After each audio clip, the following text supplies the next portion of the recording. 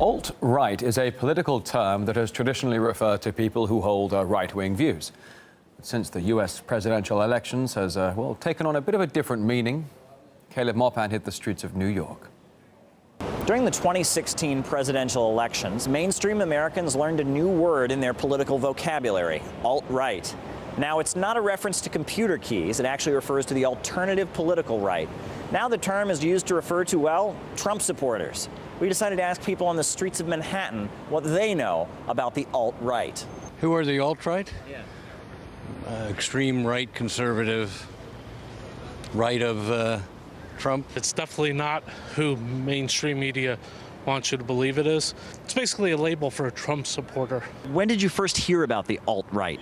On CNN. I can't really give you the time, but I heard on CNN. I first heard about the alt-right in the run-up to the election, probably this year, as the term started getting bandied about with regard to Donald Trump. I think they're linked to white supremacism, and they're like supporting Donald Trump, and they're like the real crazy people. Do you support the alt-right? Oh, give me a break, kid. Of course not. No. The term refers to white nationalists, traditionalists, paleoconservatives, and other right-wingers whose views fall outside of standard politics in the Republican Party.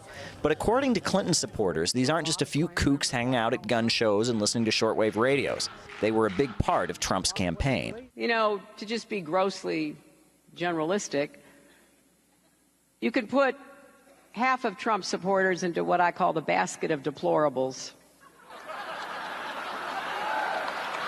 Right?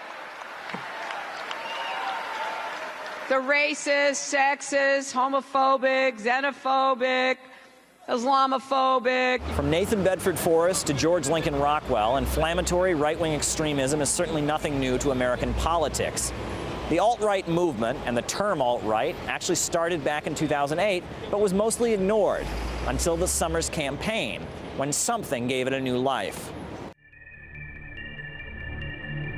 The paranoid fringe now calls itself alt-right, anti-Muslim, anti-immigrant, anti-women, the emerging racist ideology known as the alt-right. It's a disturbing preview of what kind of president he'd be.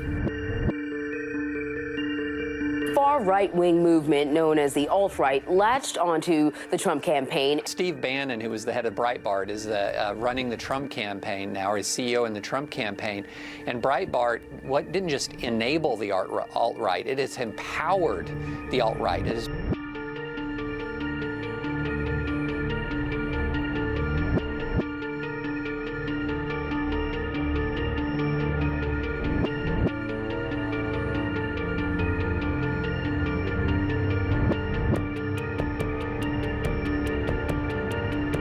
They all are geared towards diversity. So they're all geared towards not hiring white people. That's not true, though. They did that applause line, which was a bit naughty. A bit naughty? I mean, we're talking about, people are Sieg Heiling. We're talking about an ideology that hundreds of thousands of Americans died to extinguish.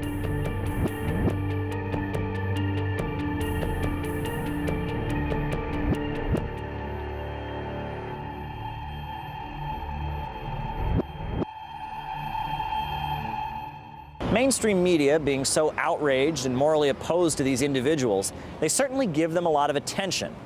Could it be the publicity given to these ideas that is perhaps a key factor in their growing popularity? Caleb Mopan, RT, New York.